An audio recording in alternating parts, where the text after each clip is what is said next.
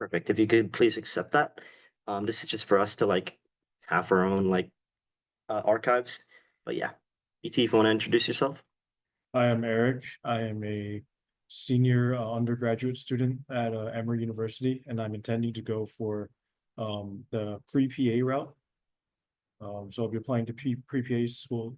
I'll be applying to PA school soon, and yeah, that's basically it. I'll be talking a bit more about my experiences as we go on with this Yeah. presentation.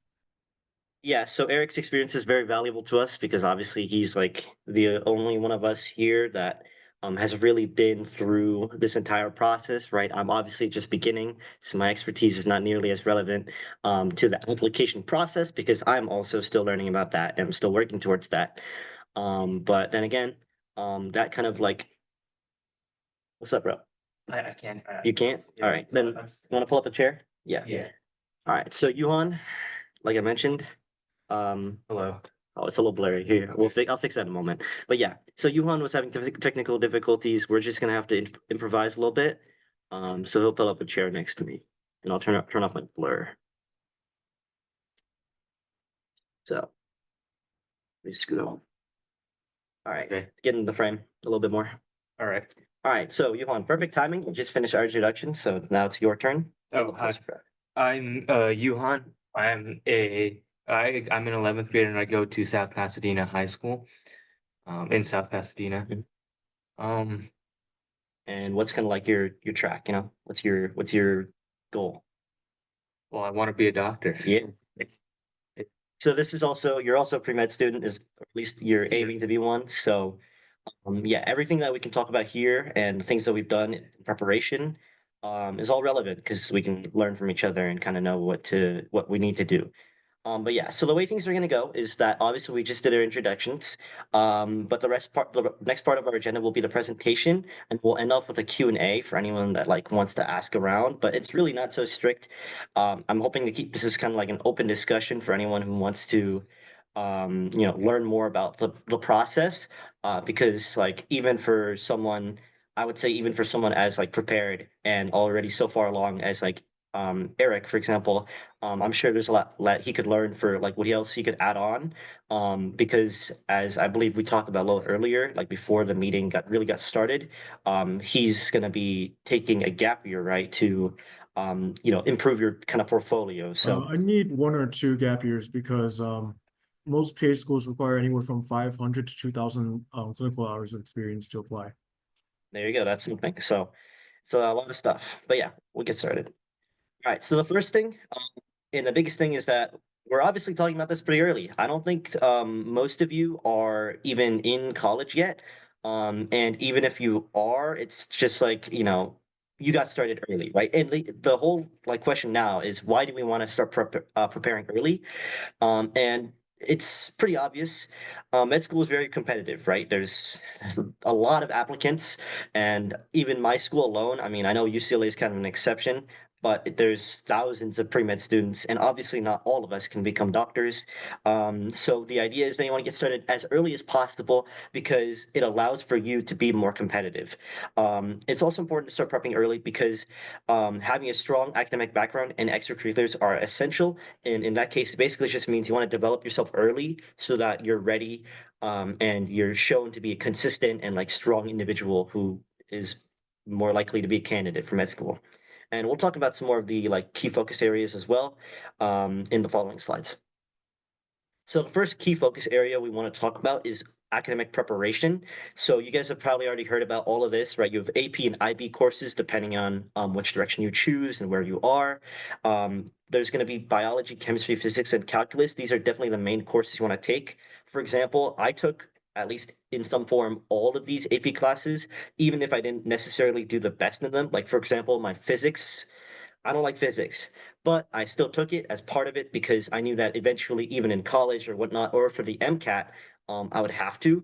So it's just a matter of exposing yourself early and openly to these different types of subjects because it's something you'll see a lot in your process of applying to med school and everything like that. So I want to ask around now. This is our first like interactive kind of portion. Has anyone like taken some of these courses in the AP IB level? And if so, can you share like how difficult it is and maybe, I guess how applicable, how relevant it might be for the pre-med program?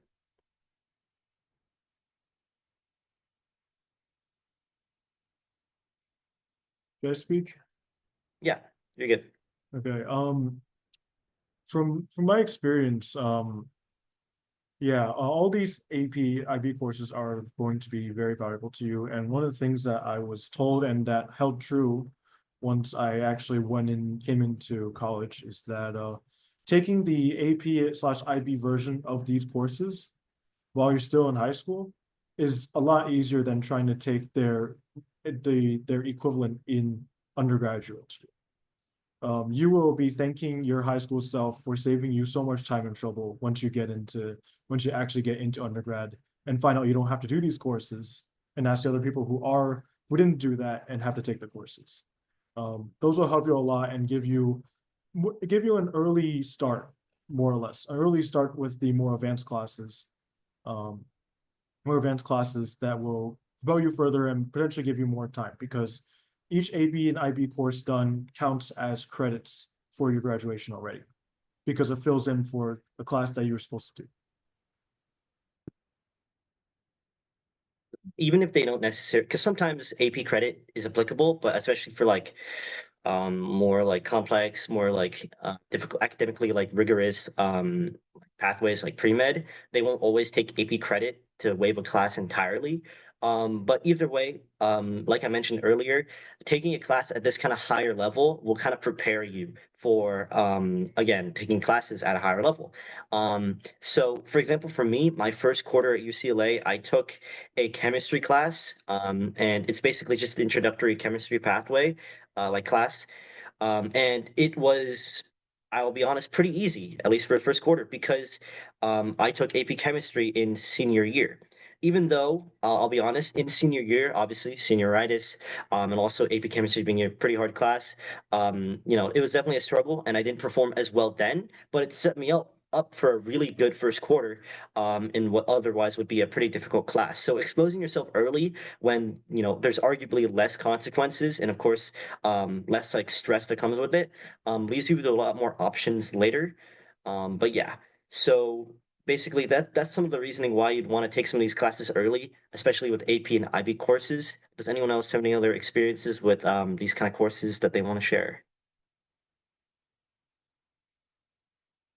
I just think it helps with like work ethic. Yeah. Yeah, I mean, it's going to be very rigorous, and in college, courses are going to be a lot more rigorous. So you need to manage your time better. You need to work more efficiently. I think, if anything, AP courses help you with that a lot. Yeah, I definitely felt like that taking challenging courses like early kind of made me feel like, I was used to it, You get kind of get like desensitized to an extent. That's if that's what you're referring to, but I get that. All right. Next part is obviously science foundations, right? So we want to focus on mastering lab skills. And what this is kind of talking about is just kind of getting you also, again, the whole point is to get you exposed and prepared for the future in which you'll be applying more of these different like subjects and topics. So in the case of like lab skills, a big part, as we know, of pre-med is research opportunities, lab work, that kind of thing. And we'll talk about them more later. But the whole idea of science foundations is that if you build up on your science background, it makes doing lab work easier because again, lab work is equivalent to science. So that of course is kind of a big deal because even just as simple as like high school lab work, it is still going to translate over somewhat, and it gets you kind of used to how things will be in college and further on. English and communication, right? So this is one thing that is a little controversial because sometimes we always think like, well, if I'm like pre-med, I don't need to write because I'm not doing that much writing. But it's kind of the opposite because strong writing skills are especially important when you're taking kind of a path that requires you to do a lot of like essays and maybe even research papers, like lab work, right? You have to do your your pre-lab work. And so, even then doing kind of like making sure that you have a strong background in English and especially in communication in like all forms will make you a better candidate because it shows that you're better able to properly advocate for yourself and also properly like get your ideas across, which of course is important in a very communicative setting, such as a hospital or in a kind of like research lab as well, where you're sharing ideas. And the final thing for academic preparation is, of course, the recommended GPA. This is, as like cruel and as cold as it can be, having a high GPA is a very important thing, especially for top schools and top med schools, because that's one of the first things that they look at. It's not everything. It's not everything, but it is a big thing. So again, simple as that. Um, you want to keep your GPA as high as possible. But that can also be challenging if you're taking challenging courses. But then again, that's just something that has to be done. I'd like to add something about Yeah, the science foundations portion. that's big. I myself went for when I was in high school, I did well 4 years, 4 summers, I should say, of an internship at the University of Chicago, participating in their cancer lab research. And yes, it's very much useful in helping me immediately get into the lab and into the labs here at Emory. But another thing mm, that didn't seem to be mentioned is that may be a deciding, may very well be end up being a deciding factor in whether or not a school will actually take you in first, even just undergrad. I think one of the main reasons why I got to Emory was actually because of this internship I did. Um, and so that's why I thought it's very important. We'll talk about this a little bit more later because this is kind of research related, but it's just like this kind of preparation is, like I mentioned, just kind of building yourself up, right? You build yourself up to be a better candidate, if not for med school, because maybe it's a little early, but for colleges, right? And of course, then that will lead into med school as well. And yeah, so next section. Thank you for sharing, by the way, ET. That was good. Our next section, grades aren't everything, classes aren't everything. You also want to talk about your extracurricular activities, right? Um, because as much of a machine and academic weapon you have to be to get through, high school and then into a good college. Med schools are also looking for extracurricular activities, right? They're not looking for someone who is only focused on academics. The biggest parts here is that they're going to be focusing on your volunteer work, research opportunities, leadership roles, and also the clubs that you join. So first of all, volunteer work, right? There's two types of volunteering. There's going to be non-clinical and clinical. And the focus will be on kind of both. Even though you want to have, I would say maybe more of clinical, it is still important that you show that you do volunteering, not just for the sake of medicine, but because you want to volunteer. And there's some opportunities, right? There's hospitals, there's clinics, and there's elderly care centers. There's a lot of different opportunities that you can get connected with. I recently I had a really good opportunity to talk to like a Harvard med student, and they talked about how they did this um, get this international kind of volunteer experience where they got to go to, I don't know if it's Guatemala, it was some country, or like Ecuador, it was some country in South America where they went and basically just went to help build a clinic, right? Like it wasn't necessarily about operating a clinic or whatever, but they basically took this opportunity to like develop themselves and also to help out um, this newly built clinic by playing a support role. But basically, the idea is that there is volunteer work that has to be done. It's not just about research, not about just about grades. But yeah, does anyone have any volunteering experience that they found to be particularly relevant, maybe they think would be really helpful or was really fulfilling in helping them understand or like pursue the pre-med path?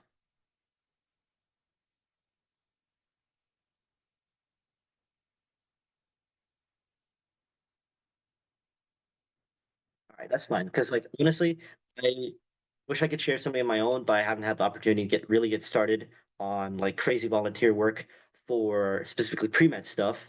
But volunteer work in general is also good too. Like even if it's something as simple as like going to your local animal shelter or like your Ronald McDonald House, something like that. That's all helpful. It's all just good things to do anyway. So that's something. Next, and most importantly, I'm sure we've all been eyeing that right now. It's research opportunities, right? Whether that be lab internships or science fairs or just anything related to that. research is a really big deal. You know, med schools look at that. They want to see that you care. They want to see that you have dived at a deeper level of kind of looking through science as a whole. And yeah, I mean, I've got my own experiences, but I know for certain that, as we talked about earlier, ET has some experiences to share. You want to elaborate on that? So yeah, the I didn't do any science fairs, but I did have, as I said, 3 or 4 years in the summers at the University of Chicago for their lab internship. Hmm. And while I was there, of course, I learned the ins and outs of how to work in a wet lab.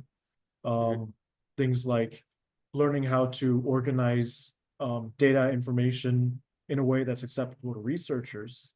Yeah, Um, Learning how to do sometimes do went a bit more in just wet lab and did some more complicated stuff down there in the labs, but also knowing how to research.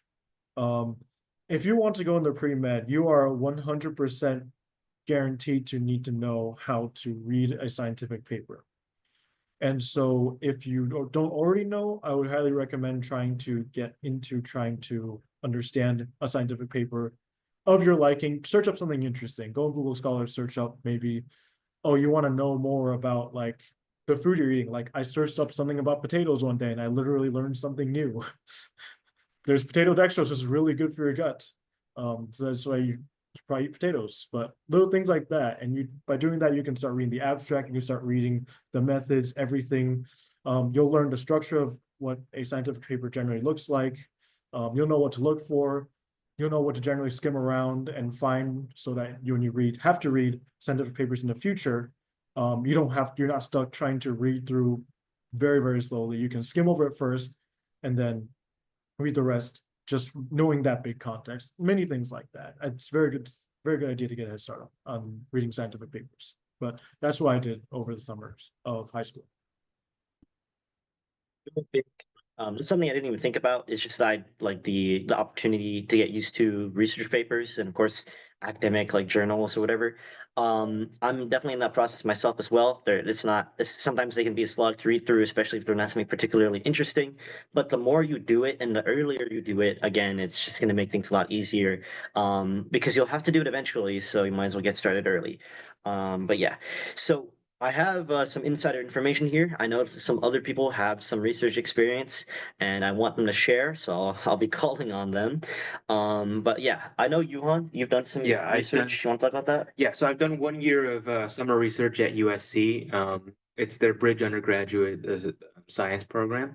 Basically, you get paired up with certain labs, particularly in biomedical science, Yeah, and then what you do is you do an experiment and then collect data, and then you create a presentation that you present at the end of the program. yeah, Um, I think it's very useful for, I guess, just understanding how the whole process works and also being able to write scientifically. That's probably the labs you can experience somewhat in school itself, but just getting the experience to like writing scientific literature is pretty important, and that's a huge part of the program. yeah. So yeah. Yeah, so it's just all about getting exposed to these different things.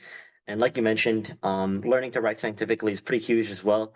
Because it's something that is like, it's a little tough. I'm assuming it's pretty tough to learn, but Yeah. once you get started, it makes things easier. And then you kind of don't forget it that easily, right? Yeah. So, yeah, things like that.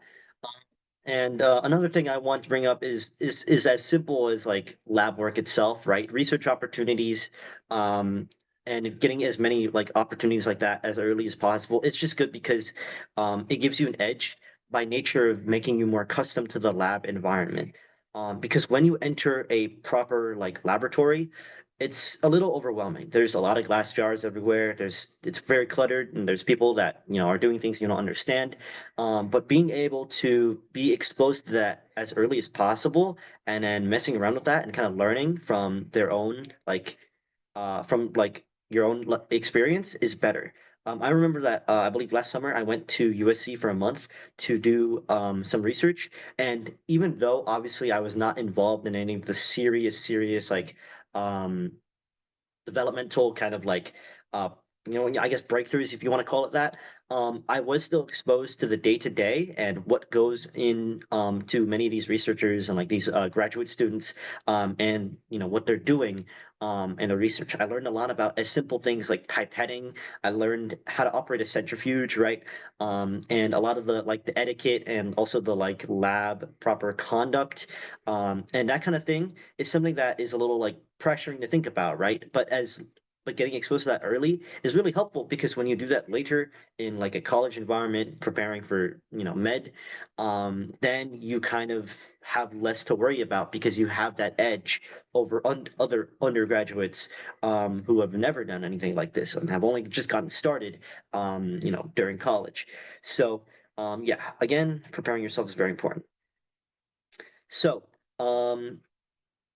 next is leadership experience. uh this kind of goes with Oh, thank you, sir. everything. Like, I'm not going to say just for med school, but this goes with every single thing, every aspect of your life. Everyone is looking for leadership and looking for leaders. Oh, sorry. What do you want to say, Well, ET? one thing I just wanted to add on Yeah, to the research opportunities thing. If yeah, you manage to get into a lab or whatever, especially during high school, whatever, try to get more involved and contribute to the projects that they're doing. If you get yeah, your name on published on a research paper, that is huge. yeah. It will seriously help. Massive. It's definitely like one of the biggest things out there. Like you said, I will say like the caveat is that it's definitely a lot harder to do in high school because you're obviously busy with your own college applications, extracurriculars for high school, that kind of thing. But and this can be considered for more of the like when you're an undergrad, right? When you're in college.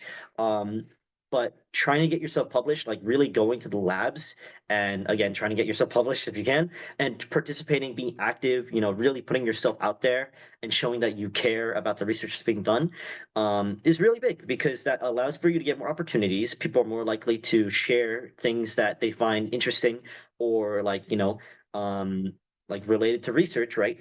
Um, and that way you get more involved, you become a better member of your research lab, and also if given the opportunity will then of course maybe lead to a publication depending on how much you do and how much you contribute. It's a little bit more complicated than the way I put it, but then again um, it's different than for everyone. But yeah, that's for research. Um, and the next part, again, like I mentioned, was leadership, right? So they're looking for leaders, and that kind of comes with everything. Um, but like getting involved is kind of just like, I mean, leadership roles kind of entails getting involved, and getting your like hands dirty and doing the work, putting yourself out there, and doing this early and doing this as soon as possible, right? And as much as possible, makes it so that it's easier because you're going to be forced in a lot of situations, especially when it comes to pre-med, that you have to put yourself out there, that you have to kind of like participate, right? Because and this is a lesson that I'm learning as well, is that you can't just kind of like sit idly by and hope for things that are good to come to you. You kind of need to chase them down and capture that opportunity as quickly as possible, as soon as possible. Whether that be school clubs, student government, whatever it is, just try to get yourself out there. Anything that makes you more comfortable with interacting with others, with taking a more leadership role, being the big boss, that'll help. And I know that some people here already have had opportunities for leadership, right? So I've heard that Irene, for one, if you'd like to share, I've heard that you had some leadership opportunities as well, and you've done some leadership roles. Um, I'm not sure what exactly, but if you could share, I'd really appreciate that. Oh, so I like this is so sudden. Um, Sorry, yeah, I called you I out. am I'm like student co-lead for my school's HOSA club. I know Mhm. like you guys are American, so it operates a bit differently there, I think. But like I'm Canadian, so we basically for HOSA we kind of just Can you explain what other HOSA is? than oh yeah, HOSA is like kind of this like um it's for, I think they call it now HOSA Future Health Professionals, and it's basically this club for students interested in getting into like healthcare or like the medical field. There's like a bunch of different events, so things like it goes from like veterinary like science to like forensic science, and like there's just a bunch of different events. Um, so other than that, it's like there's a competition where uh, like I think once you like pass like the national level, you can go into the international competition. But then also in my own school like environment, we do other like smaller projects. We've been doing we recently started over the this winter this initiative to kind of like write holiday cards to like for local senior homes. So small things like that. And that's yeah, that's But also kind of kind of ties it. in with volunteer work as well, right? It's like a little bit of Oh yeah. both. Mhm. That's cool. Okay, that's very cool. So that's one of the clubs to join here. This is something that I just got on a list to include. I didn't know what this was. But yeah, I guess now I know. It's from you, Irene. Thank you for sharing, by the way. Sorry for calling you out, but Very good. gotta do what you gotta do. Yeah. So someone else I also know here that has like very specific leadership roles. And again, I'm not gonna say where I got this from, but I just get this information, right? Audrey, I know that you've had opportunity, I don't know if in like a school setting or whatever, to show off your leadership. Can you kind of elaborate on that and maybe talk about how much it helped you as well? Sorry, were you talking to me? Yeah. I don't Um, know. Is anyone else called Audrey in here? sorry. I'm kidding. Did I Okay, yeah. have did I have leadership? Yeah? Oh, I did. Yeah. I Do you not remember? wait, in NEPA, like in my school, I Well, I did. mean, it doesn't have to be in your school, but you've done. Oh, like yeah, okay. I've like outside of school, I've done like a lot of like presentations and stuff like Yeah. through this like Ivy and Beyond like program. Like I've taught kids and I've had like experience with that.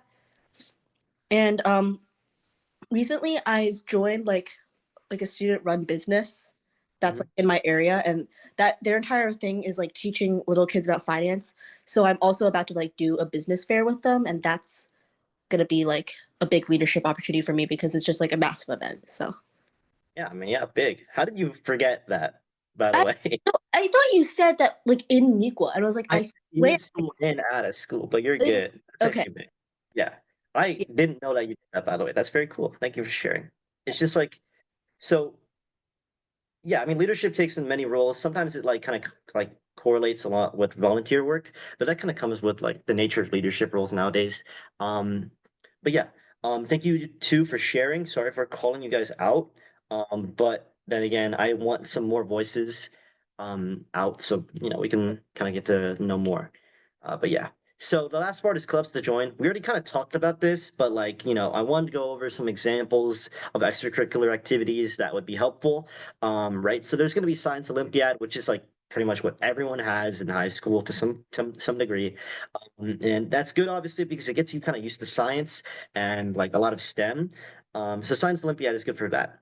HOSA, I don't personally know much about HOSA, but as Irene already said, it's a pretty good like opportunity to, of course, get you more involved and doing pre-med related things. So, and even also not pre-med related things. So that's another thing. And also there's debate teams, right? And debate teams is kind of interesting because you wouldn't think that's necessarily too um, applicable to someone doing pre-med. But the reason that I put debate teams down and I actually suggest debate teams is because one, it helps you get more comfortable with the idea of public speaking. Some people struggle with that. So public speaking is important for advocacy and everything else like that. But also it helps you get used to doing research, not necessarily science related research, but still research in general.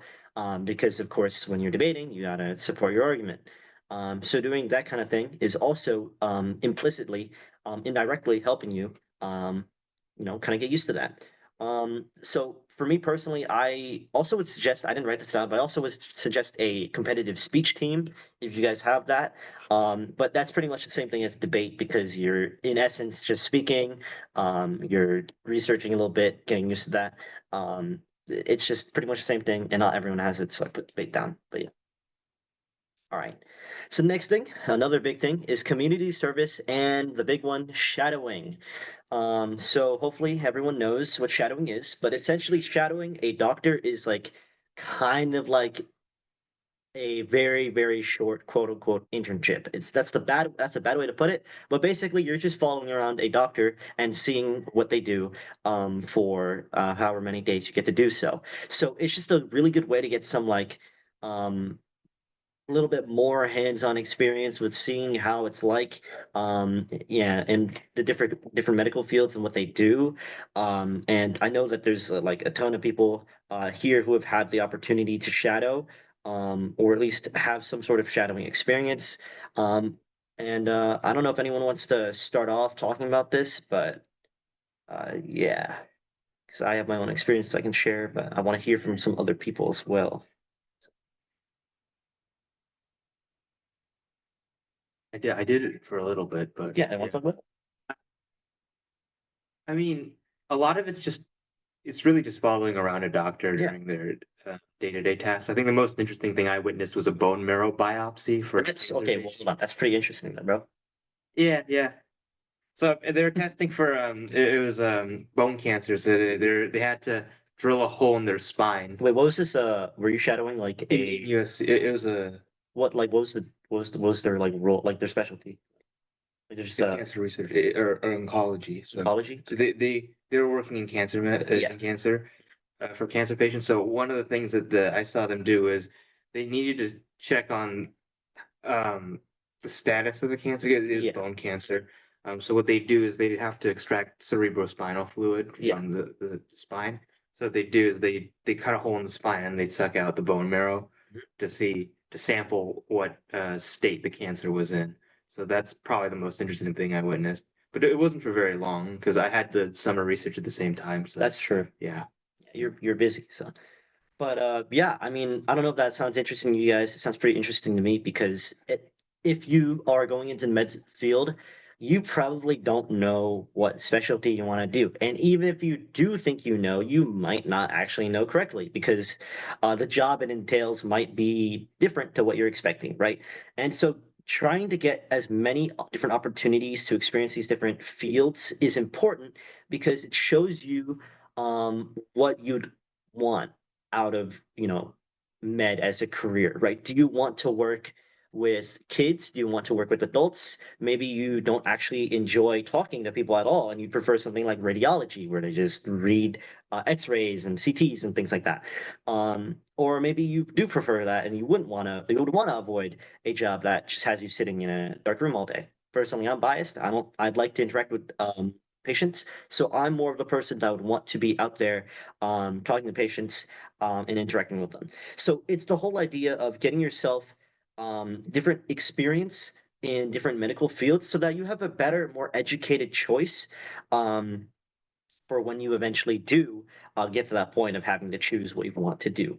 And so it's also really good because shadowing doctors is, of course, going to be really great because if you can say that you've started shadowing in high school and also continue shadowing in college all the way up until your med school application, well, that's really good because it shows you're dedicated. It shows that you've experienced a lot of med as a field, especially from the perspective of a healthcare worker. And so that's just a good thing to have on your belt in general. But yeah, does anyone else have any shadowing experience?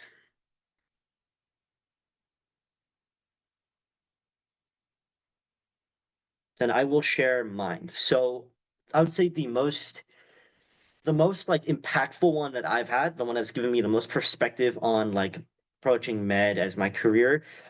It was last summer I got to shadow for like a day. I got to shadow the day-to-day of a pediatric oncologist.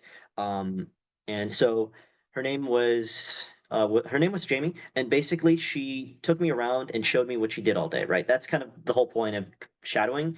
But since this is pediatric oncology, that obviously means that well, pediatrics is working with kids, and then oncology is cancer. So we were around a lot of kids with cancer, and it was a very humbling experience to say the least because it means that you're kind of like surrounded with a lot of like pretty sad stories. And it kind of teaches you that there's a lot of, at least what I learned is that is the definite like emotional weight behind some of the jobs. And so that's another thing you want to consider, right? Because like those people are really strong and you get to learn that these healthcare workers do care, you know.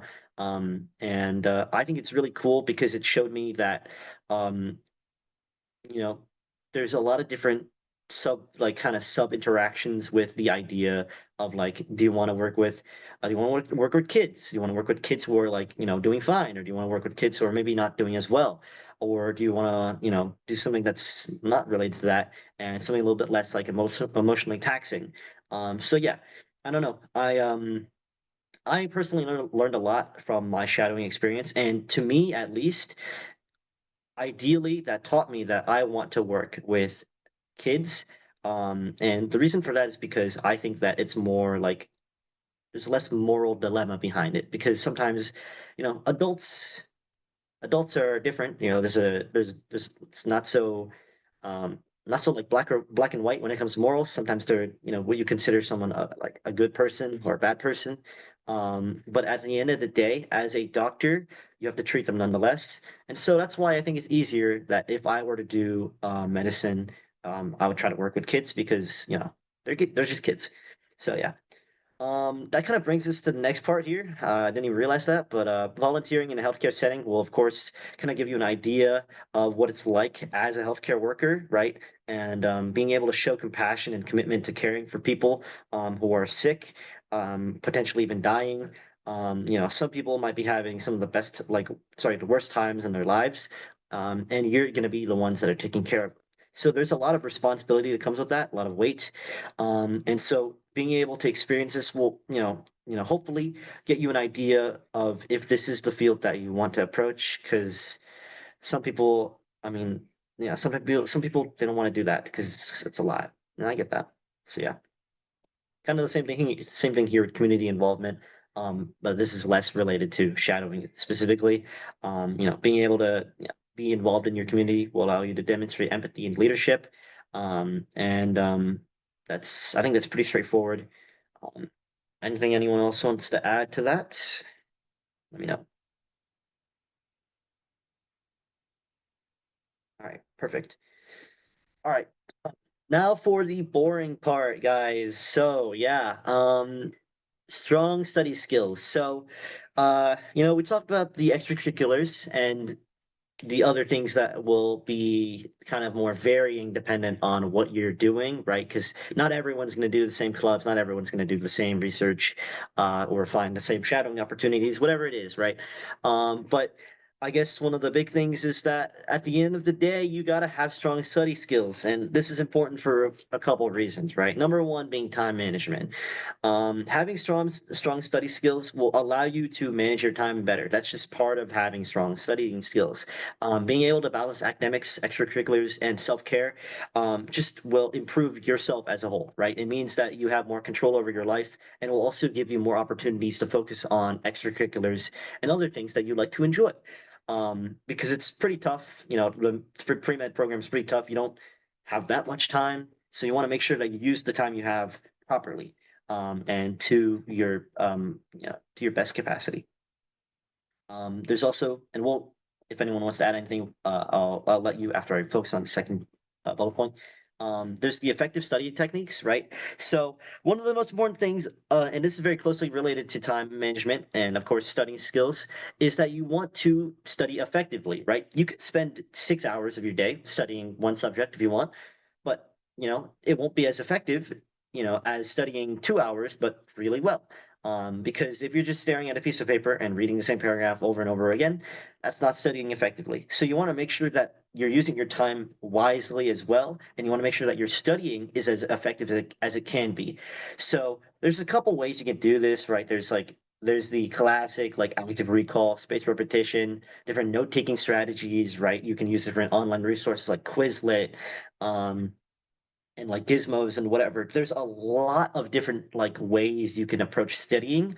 You just need to find the way that is best for you. For example, for me, when it comes to doing reading, because there's a lot of reading in some of my classes, I find that it's easier for me to read it out loud because it means that I'm actually thinking about it. It means I'm actually like focusing on the words that are coming out of my mouth and that I comprehend it a little bit better. This goes the same way with breaking down your notes, right? Sometimes I think that whenever I take my notes, I'm not really focusing on what's on the paper. I'm just scribbling down what I see and what I'm thinking of. But it's best to then review it and speak it out loud and try to connect it back to what you've learned because then it's more like you've really taken it to heart. But yeah, that's I don't want to yap too much about that. You guys already know that you had to study hard. It's kind of the path we all chose, or that we're all choosing. But yeah, does anyone want to add anything to time management and effective studying techniques? Any of their own life experiences, mistakes, right? Or things you did well?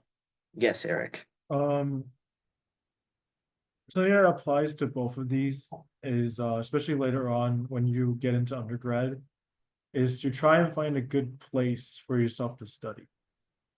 That will help with your both your time management and your effective study techniques. If you can tell yourself to get off your butt, out of your butt of your chair that's at home and go to a library where you know you can focus better, that's going to give you it's going to put you in the mindset of, okay, I need to get up. I literally walked to the library or went to take a car wherever to the library to study. And I think that'll get you in a better mindset instead of being at home where potentially you might be playing games or talking to friends or have a bed right there that you can lie on all the time.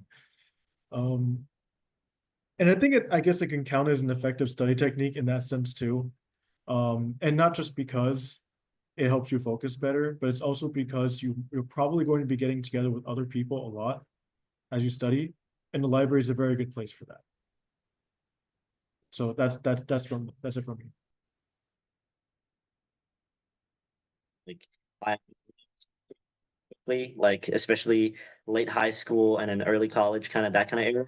I noticed that like I don't think the moment I got back home, the moment I was back in my apartment where I live in with my family, um, I could not get any work done, bro. No work was getting done in my room. So it was definitely all about making sure that you can be as focused as possible. And so I always, was kind of, I wouldn't say, yeah, I would say a little excited to get back on campus in my dorm because it felt like more like business, right? I had to get work done. And so I was able to focus better there as opposed to home. And this was especially like applicable, and I say this because like recently, I don't know if you guys have heard of it, but the Los Angeles fires kind of had us going back, like especially like schools in LA were all pretty much closed down and whatever. We got sent back home. And during that time, it was a little worrying because I wasn't getting much work done. And so, a lot of work built up. It's not great. But yeah, that's just how it is. So try to remove distractions, try to do things that you think are better for you in particular to study, right? You got to kind of figure that out. Yeah, that's pretty much it for that one. Does anyone have any other like specific studying related things they want to mention?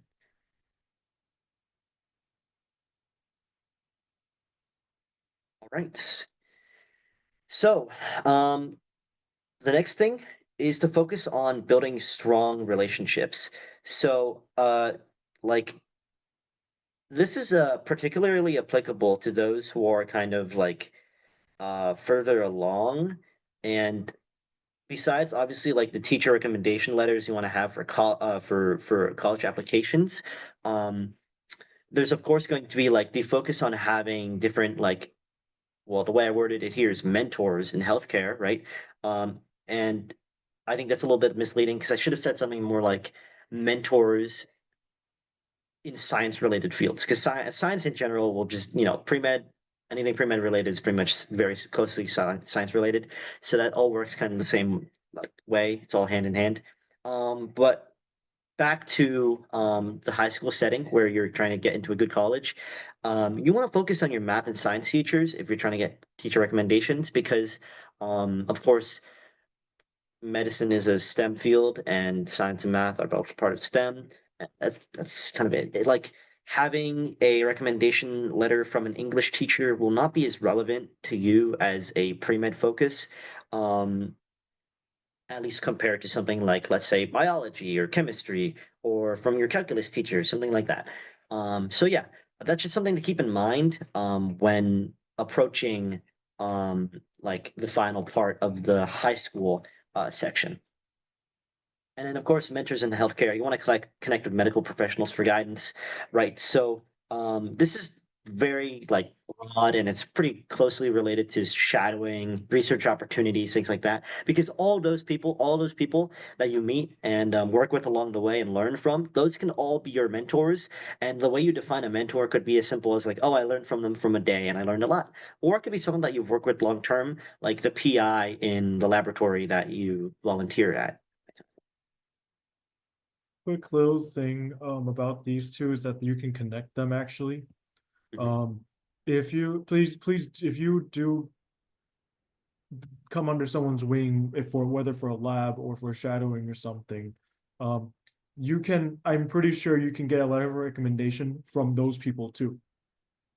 And that can very much help your application. You imagine going into a college, but you have a recommendation letter from a certified physician. Yeah. Now how would they think? That's very big, yeah.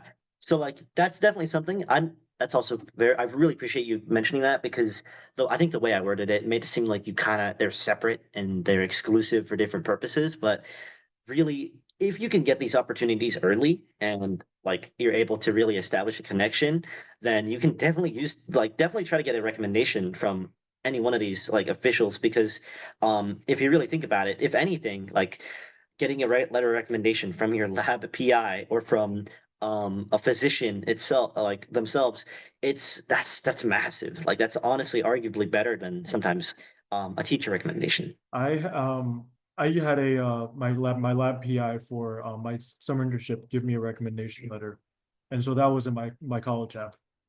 Yeah, so that's pretty huge right there as well. And again, that's something you can add. I mean, you're going to be adding it to your college app, but yeah, that's very big.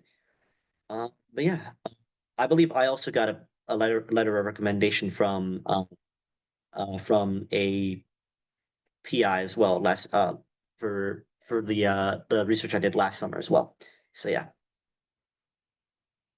yes, that's another thing you can definitely do. All right, so another one. So this is another thing, right? Um, of course, uh, this depends, it varies depending on where you are in your like path right now, but standardized test preparation is very important, right? We all know about SAT, ACT scores. Those are very important simply because it's a big part of, it's a fairly big part of getting into good college. And then past that, you also have the AP, IB exam scores because they of course show readiness in science subjects, but also because they help you get just be more prepared for these classes, and also because they can help you waive and get credits and waive classes in college as well. So that's just helpful. Yes, Eric. So for SAT and ACT stuff, Yeah. don't be afraid to take it more than once, especially for SAT. I'm not familiar with ACT. I didn't use ACT to get into college, but I did use SAT. Don't be afraid to take it more than one time. In fact, it's better if you do take it more than one time, especially if your scores between the two sides are inconsistent, like they were for me. Mhm. Some schools do take super scores, and if you don't know what a super score is, it's when they take out of the attempts of the SAT that you did, they take the highest reading score you got out of those attempts and the highest math score you got from all those attempts. So in my case, I had I had two separate attempts. One score was 1120, I think another was 1130. No, not 11, sorry, 1420 and 1520 and Selling yourself a little 1530. short there. Yeah, no, okay, no, I was my PSAT PSAT my numbers off. I got a 1520 once and I got a 1510 once. Yeah. But the scores I had for those two were very different. Yeah, if I had 1100, I wouldn't be in the school right now. But Yeah. okay, so my 1520 attempt, I believe I actually had an 800 in math, but the reading was like what? 710. It has to be 710 or something like that. And then my other attempt, which was the 1510, I believe. My reading was actually 750, and then my math was whatever else. So what happened is that Emory actually took super scores. So they took my super score as 1550 because 800 from math, 750 from reading. So definitely, unless you somehow get a perfect score, I think it's a good idea to take this SAT multiple times to get the super score because some schools do take it. Even though he's busy, he's hardworking. Yeah, crazy. That's some shade right there. But basically, like he took a super score. His super score ended up being a 1530, which is, I mean, that's respectable enough as it is. So, you can definitely like pump yourself up a lot if you are able and willing to take the SAT multiple times or ACT multiple times. So there's no shame in it. Obviously, it's more time out of your day. It's a lot more like it can be a little bit more effort because you got to retake it. But statistically speaking, the more you do the SAT and ACT, the better you'll probably get at it. So it doesn't hurt to do that at all. But yeah. And of course, I mean, we talked about AP and IB exam scores. You know, that's you guys probably have heard this a million times, so I'm not going to go over it. But yeah, you know, having a good AP IB exam score is just helpful, and you already know the reasons why. So I'm not going to talk about it. All right, next. So we should be almost done here. It's a pretty long slide. We've been talking a lot. But the next part is going to be talking about summer programs and internships because as much and as busy as you'll be during the school year, right, with your extracurriculars, with your classes, with your clubs, whatever, you know, your summers they can't be fully free. That's a hard truth. They can't be fully free. You should be trying to do things during the summer. And you've probably already heard about, like from us, some of the things we've been doing over the summer, right? Like last summer, I had my research. ET Eric, when he had his like summers, he was doing research as well. And this is also the same for you. You had your summer camp related research as well. Yeah, the summer research program. So the summers are your big chance to get involved and get these different internships and opportunities in and done because, well, you have more time. You have a lot more time, and that's a big thing. So, you know, being able to do different pre-med camps, doing your research opportunities, and like trying to get involved, especially during the summer for different lab work, for different like shadowing opportunities. The summer is always the best time to do it because you are the most free, you have the most free time, and things are just typically a little bit more like more open for you then because you have a lot less on your plate. But yeah, anything anyone wants to add to that? Because I know we've done a lot of summer stuff. Has anyone else done anything like over the summer? Like, I don't know, like I remember Iris, I'm sorry. I don't mean to call on you there, but what was something that you did over the summer? Because I remember you did something. This summer? Doesn't have to be this summer. I don't remember anything that I did. Anything volunteering related? Um, I think I tutored someone in math. You tutored someone in math? Yeah. Well, I mean, that's still part of it though, because you need that volunteer experience, right? Yeah. Yeah. So there you go. I mean, that's something, right? Even if it's nothing big, just staying busy and not like waiting around, right? Like rotting in bed, is kind of big because that adds more to you anyway. Crazy to think about. But yeah, that's something. All right. And for the final one, not to get all like preachy and like corny or whatever, but like it's also really important as part of the pre-med program to focus on your personal growth and your hobbies, right? Because if you really think about it, you're growing a lot during this time. Pre-med is a long time, right? If you want to really consider it, pre-med is it's 4 years like of high school plus like I don't know, a couple years of college, even 4 years of college, however much. Even I guess in many cases it's more than 4 years of college because of course gap year is part of it. Um, it's all it's a very long process and we're all growing during that time. And so that's why balance really matters. Because if you just kind of like stick yourself into just focusing on only pre-med, then you won't really be all that interesting. And so yeah, I don't think this is something that we have to worry about too much because you know no one really wants to just uh crazy fully only put themselves on one thing. We all have things that we like to do, right? And so that's important to focus on that too. As much as you get focused on your work and you want to chase your dreams, it's important to understand that having hobbies is very important to help you again build resilience, because you're focusing on something that's not related, and also to showcase your personality, which will be important, especially when you're doing things like your personal statements, or just expressing yourself as a person. So again, something like creative outlets, right? Music, art, sports, will also help you with your academic profile for college, and otherwise, just being able to say that you do things right and you have fun and that you've been doing things for a while, like if it's something like a sport you've been doing for a while, that's pretty big too, because then again, that just makes you a more interesting person. And it's kind of what like all schools, med or otherwise, are looking for, interesting people. So yeah, I don't know. I guess I should mention, this is something from me, but college is also a really great time. As it's pretty shocking, I know, but college is a really great time for you to kind of like develop yourself and kindle or rekindle hobbies. For example, for me, I used to do fencing a lot, especially like pretty early, like middle school into a little bit of high school. But unfortunately, the pandemic kind of shut that all down. So that meant that I had to stop. But now in college, I've found the fencing club at UCLA, and I go there as much as I can because it's a lot of fun. So just kind of like keeping yourself up and building your mental health and your own like interests is good too. What about you, ET? Funny you mentioned fencing. I actually just this semester, because I have friends there, I went to my school's fencing club. You did wait, really? That I Yeah, I did not. did. Yeah, I've gone like 8, 9 times now. Wait, actually? Wait. Yeah. Yo, I okay. know nothing about fencing, but I know some very basics because I've learned from the dudes there. You should keep going. I'll see. We'll see if I get fencing opportunities after undergrad. But like, Oh yeah, it's true, real.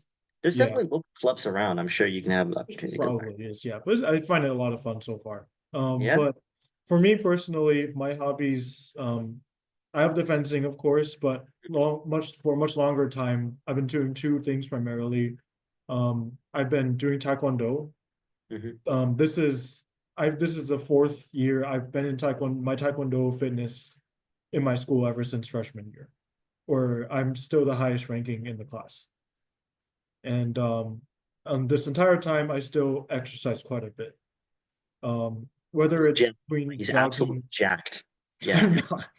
No, Whether what do it's you mean, bro? between jogging or lifting weights. I do Yes, bro. both. So, and I think that's personally for me, I don't know if it is for everyone else, but I think that's a very good outlet to get rid of your stress, Hmm. because you get to push it into corporeal form and force it onto things that are around you instead of holding it all in within yourself. That's exactly what I do fencing, bro. Because that's the only sport you're allowed to like. You're legally allowed to stab people, and you get rewarded for doing it. Like it's crazy, bro. But yeah, that's Oh no, definitely, yeah, you bet I'm vicious when I'm there at that fencing club. dude. I'm I sure would, you're. I If was, you put effort into it, like more, you'd be crazy, dude. I'd be scared of you. I sometimes score points on them. I'm not like completely helpless. I knew nothing, but I walked in I said ninth time. I could still score a couple points on them. Hey, that's huge, dude. 8, 9 times, and you're scoring people, and they've probably been doing it for a couple of years at this point, right? So, Yeah. like, hey, all I'm saying, guys, anyone can pick up fencing. I'm not like sponsored by fencing, but it's really fun, and I really like it. So, yeah, but that's really cool. Like, those are some hobbies like that we just brought up, and of course, ET is just talking about more reasons and more. I learned more about like the ways he beat me up every day. But yeah, he would never do that. He would never do that. But yeah, so I mean, and lesson of the lesson here is just do things that you like because it can be fun and it is fun. And it's a good way to like have a little bit of fun during what is otherwise a very work intensive time of your life. So yeah. Um, I'm pretty sure that's like the end. Yeah, that's our Q&A right there. So, does anyone have any questions about anything that we've said today? If you guys want any like elaboration and any specifics about what you need to do for pre-med, like oh, do I need to do research or like whatever, or like, what kind of class is good to take for like high school, like what APs, just like ask us while we're here. It's a lot easier because then, those questions might pop up later and you won't have an easy answer. So yeah, any questions? And if you all got any questions for us and whatever personal experiences we recounted, that those are also welcome. Yes, of course. But yeah. I had a question about like basically summer and like Sorry, research. you're a little muffled. What did you say? Oh, sorry, like just like summer and research opportunities. Yeah, And yeah. it's like because there's like obviously like less opportunities over here in Canada. So would you say that like how did you get those like get into those It's programs? yeah, so I think everyone should put in a little bit of their input, right? So it can be a lot of cold calling. Like it's that like that's the case for a lot of people if you don't already have like familial like friends or whatever. Connections like that help as well. But cold calling is unfortunately one of them. And another thing is that you have to be willing to travel a lot for a research opportunity. Because like I was in Naperville, Illinois. I was in Illinois, right? And last summer I went to freaking California. I went to USC, right? But that's USC. It's a great research opportunity. You got to do it. So it's a lot of effort and a lot, of course, financially speaking, to develop yourself in that way. And so obviously local opportunities are better, but one of the big ways of getting these opportunities will, of course, be cold calling and getting rejected and no one answering you and whatever. But yeah, ET, what do you want to say? Well, for me, my summer opportunity was, well, fortunately, due to my people my parents knew, but um, my lab opportunity here in on campus that I'm in right now, I did it through cold emailing. And Yeah, so I'd imagine it's very similar that you could probably cold email someone and try to do it within the area. Don't makes it don't a go little. way too far. It's gonna be real hard on you. But yeah, I did cold emailing. I'm in my lab. This is my second year in this lab already, and they said they're the PI is like you always have a home here. Oh, Very nice. very very good, nice people. You don't just because you're cold emailing them doesn't mean that your relationship with them is going to necessarily be cold. That's Yeah, that, that's that's actually that's so my true. Yeah. and And another during thing, this sorry sorry. during the summer I was funny you brought up travel during the summer of some summers of high school when I had to go to and do that their opportunity in in the University of Chicago. That's University of Chicago, and I lived in Naperville. It's close So enough. I had first of all I had to have my parents drive me down there to the train station, and I had to take the train station to Union Station, and then I had to take the bus from Union Station to UC.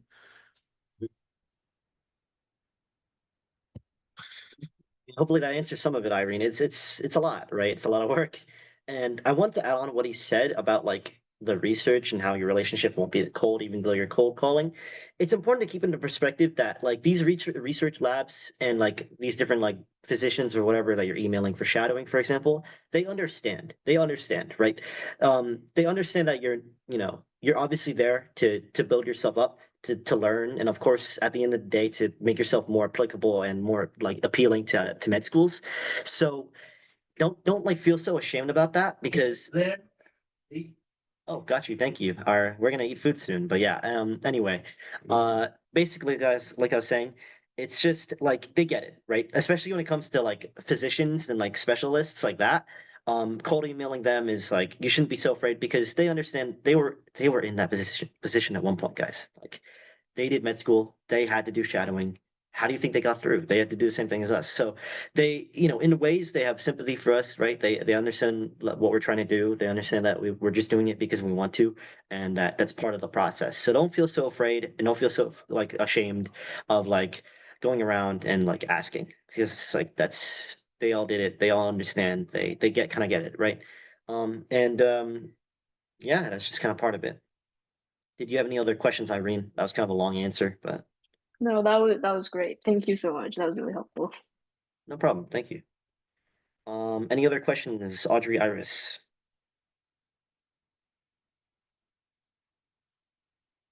Doesn't look like it. All right, so Yeah, hopefully that was helpful. I know there's a lot of talking. Sorry if that was a little bit like not super entertaining to listen through. But at the very least, I hope it was helpful. Gives you some insight, right? Especially and not to like lecture you guys, but especially like being able to listen from ET's perspective, Eric's perspective, is very helpful because he is someone who is pretty much done with pre-med very soon, within a couple years, right? So it's gonna be like it's gonna be hard to find insight like this so easily. So I personally will take pretty much everything you said to heart. But yeah, anything else you want to add as well, Johan? Not really. Not really. I'm still in 11th grade, so I haven't gone through a lot of That's this, like fair. the college stuff. So I mean, hopefully this was like helpful. yeah, yeah. So yeah. But yeah, that's pretty much it. We were supposed to, at least I was trying to keep this to about an hour. So sorry for going a little like 20 minutes overtime, but hopefully this was helpful. Hopefully you guys learned something. If you guys have any other questions, just I'm sure there's ways to contact us. I can send my personal email in the chat here. If you have any questions regarding like anything related to this, like med school. I'll send mine as well.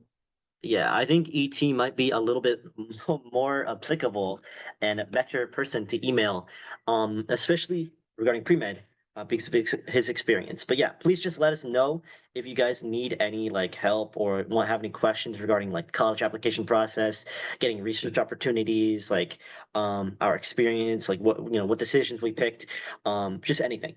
But yeah, if you don't need to, don't worry about it. All right, other than that, if no one else has anything else to say, thank you so much for coming. I hope you guys have a good night and a good rest of your weekend. Take care, y'all. Take care. Thank you for being here, ET.